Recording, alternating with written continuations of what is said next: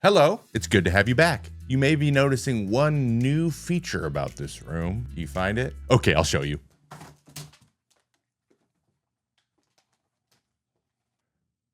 It happened. Thank you everybody for all the subscriptions. We got to 100,000 subs here on the channel, and this is one of the cooler accomplishments I've had in my life. I've done a lot of fun things. I've been very fortunate, but for some reason, making things creatively and people actually enjoying it is more fulfilling than I had anticipated being. So thank you. Today's video is doing something that I really enjoy doing, and I want to spend most of my time doing, to be honest. Going deep on a lot of the questions that a lot of you guys have. For those of you that don't know, I have a community thread on my Instagram called Baseball is Alive, where I open up the replies and ask the question, what is one thing that you've always wondered about Major League Baseball? Every 6 months or so, I have some new knowledge to share, and you guys have new questions to ask. So there were almost 100 replies to this question, so I picked out some of my favorites, and I'm going to get into some of those in extreme detail.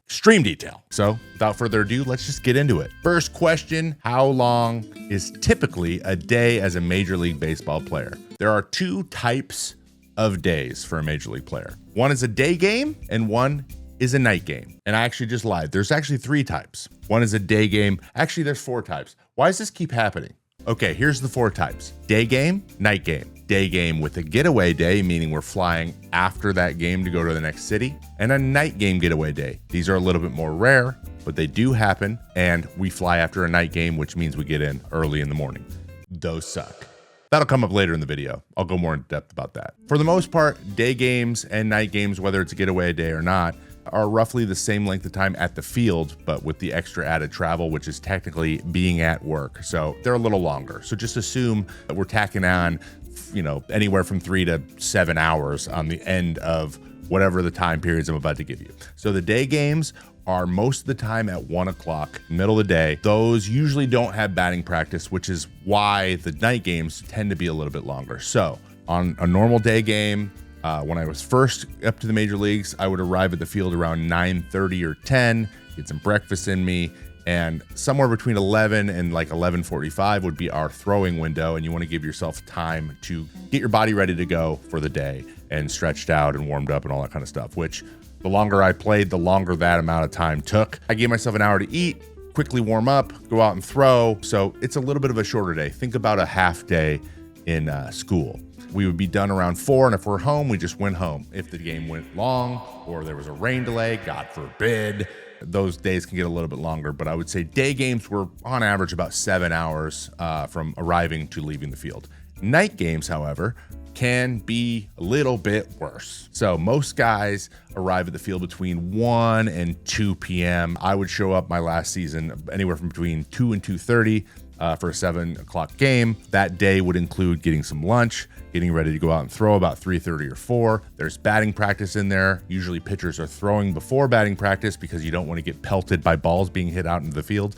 That has happened to me more than once in my life, believe it or not. And then you come in and you have usually like an hour and 40 minutes at home because you hit batting practice first, so you're done first. Some guys go into the nap room, take a 20-minute power nap, or they meditate, or they go and they get in the recovery pump. And that's when guys who are going to play that night are getting ready to play. Starting pitchers who aren't going to pitch, when they get with the trainers the hour before the game, because that's when the game players start to get ready with the trainers, and everyone kind of knows their slots for getting their work done. We're usually home around, I don't know, depends on how far away you live, but 11:30. So that could be a 10-hour day easy, and then if you add a flight after that, those days suck. There's no ifs, ands, or buts about it. It is terrible. Question 2 from C. Malloy. Do you know it's a ball right out of the hand every time? What they're referring to is when you release the pitch out of your hand, do you know that it's not going to go or do what you want it to do immediately? Absolutely. Though there were many times in my career where I threw a pitch, I was like, and then it was just perfect. Every once in a while you get one of those unicorns, but for the most part, you do something tens of thousands of times in your life. You know what every little thing feels like, and you've basically seen every outcome that you could possibly get from a ball being thrown.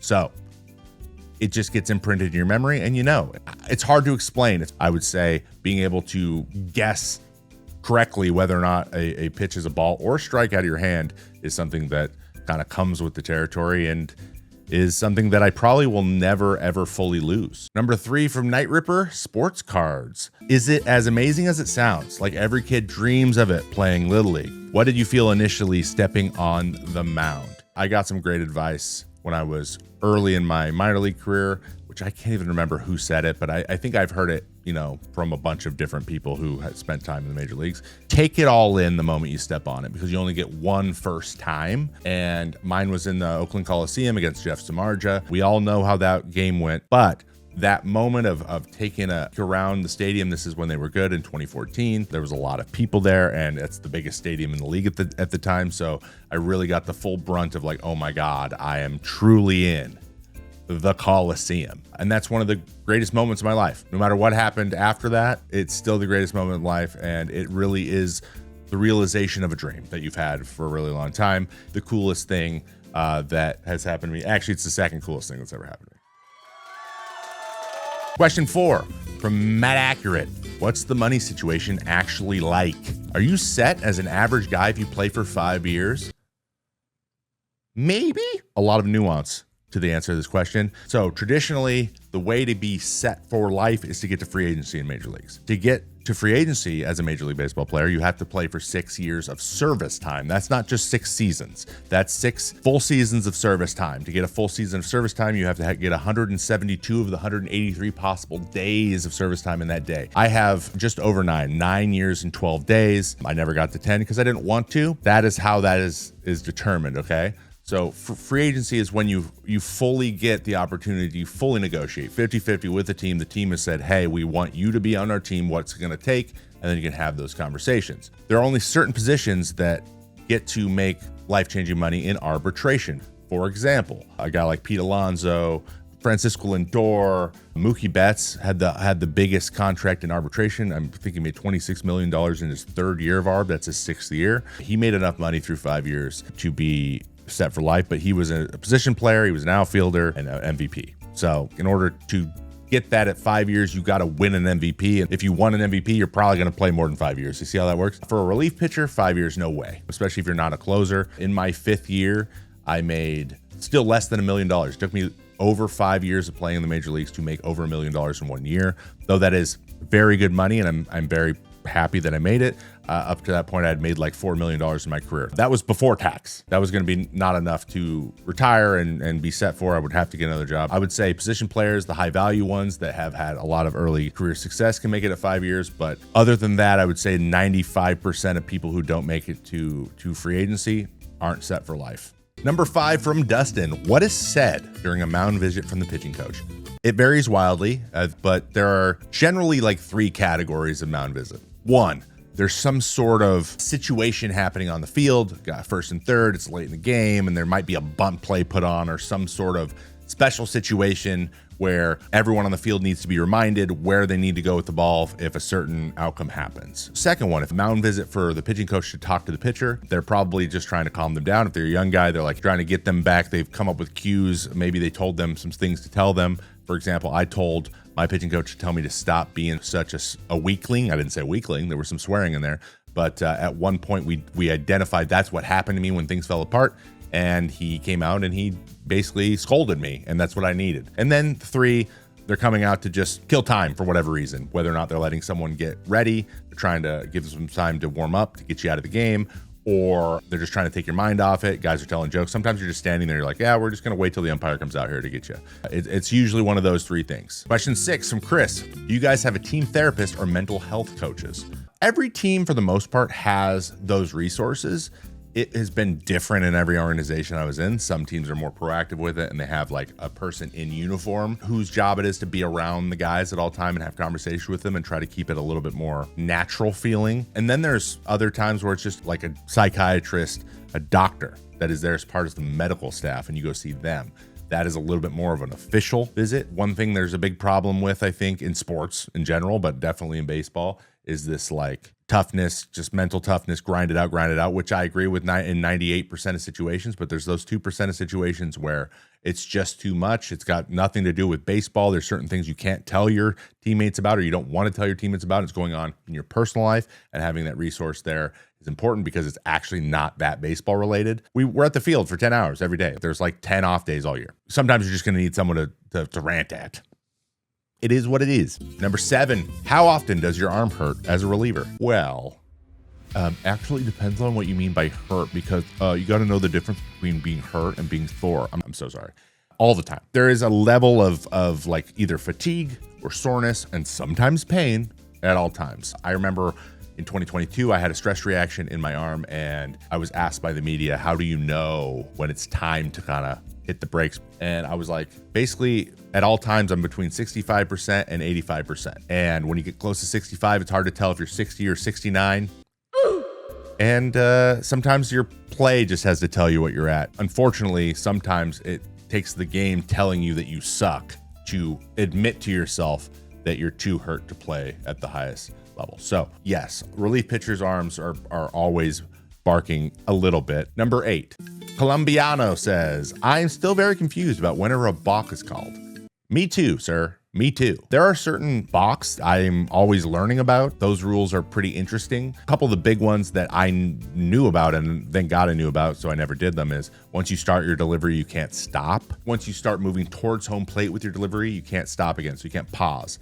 And for lefties, you have to step 45 degrees towards first base when you're picking over. None of them do that. It's always greater than that. If they don't, it's a balk and the guy gets to take second. And now we have the auto balk when you pick over 3 times and don't get him out. So those are the big ones. You can't drop the ball. It's just all about movement. Once you start your rotation, you got to keep it smooth. And if it gets all chunky, that could be seen as deceiving the runner. And if you're deceiving the runner, it's a balk. Sure, there's some that I'm forgetting about, and we'll hear about them in the comments.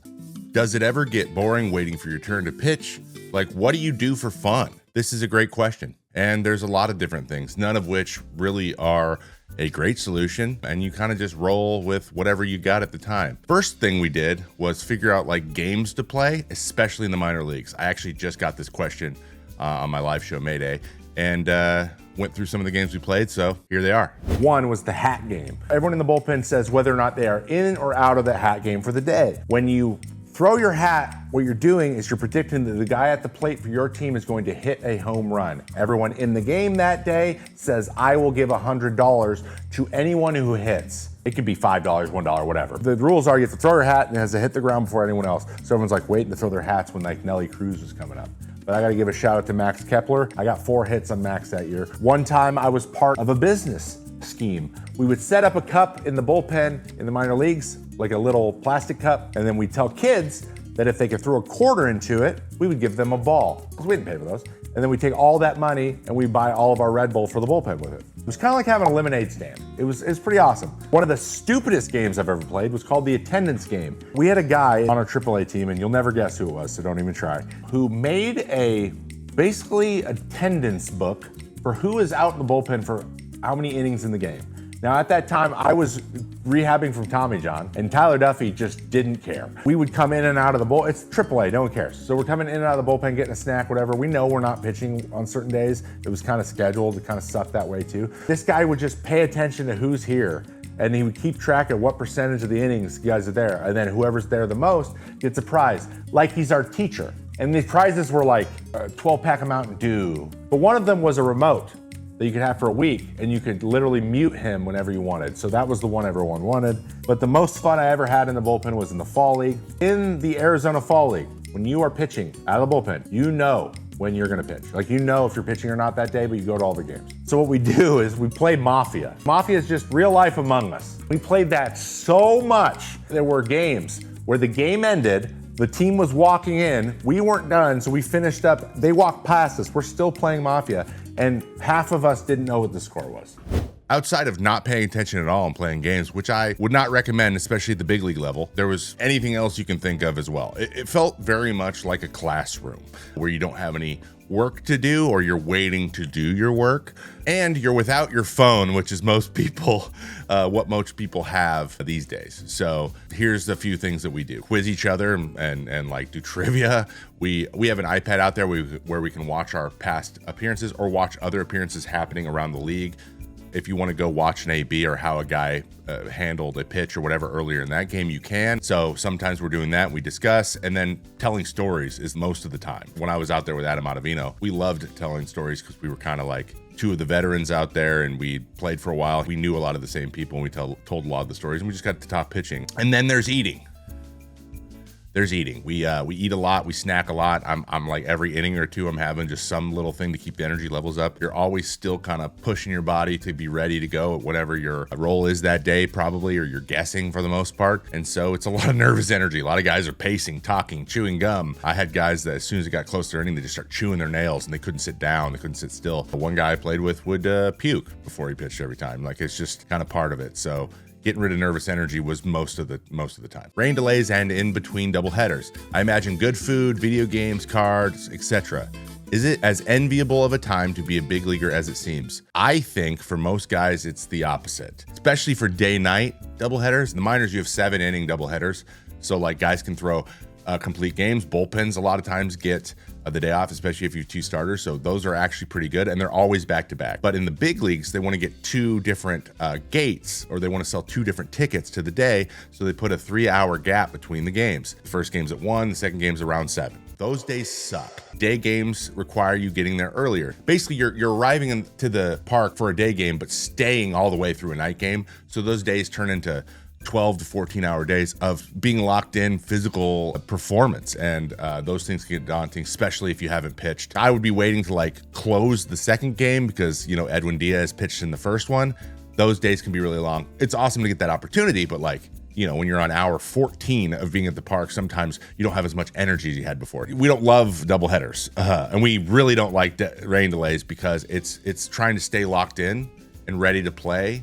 Even though it's in 3 hours, like you don't want yourself to fully relax because it's really hard to get yourself back up. Everything else you just mentioned though, like the good food, yes, that's real. Video games, hanging out with your buddies, that's all great, but it's even better as a pitcher if you pitched in the first game and you know you're not going to pitch in the second game. And for position players, they kind of know what the deal is. They're going to have to be up the whole time, so they just kind of conserve energy and they can just relax. For relief pitchers, I think it's maybe a little bit harder because you need to peak at a certain point and you have no idea. That point can be somewhere within 6 hours of total games. You have no idea when it's going to be. What goes on during arbitration? How much power does a player actually have during the proceedings? Not a ton. The thing with arbitration is it is sold as an opportunity to get kind of a de facto free agency, but just with the team that you're on right now. So you can just negotiate the terms of your contract. Unfortunately, the way the arbitration works is it heavily relies on past precedents. You usually have a comparable player that had similar time or innings or just was similar to you in the past, and then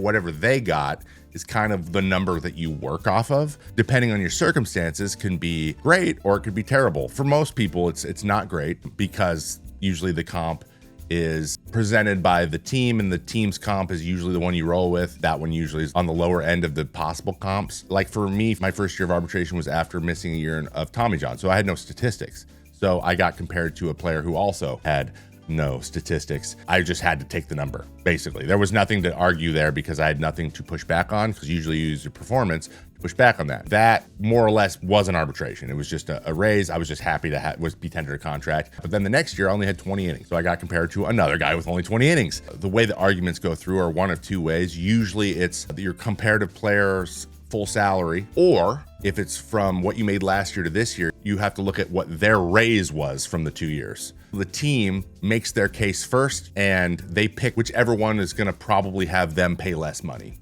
That's just kind of the way that these things work. What goes on when you negotiate a contract, like nitty-gritty fine details? What are some of those? And also, how do they get negotiated? I covered a lot of those in the last answer, but I'm going to expand this into free agency.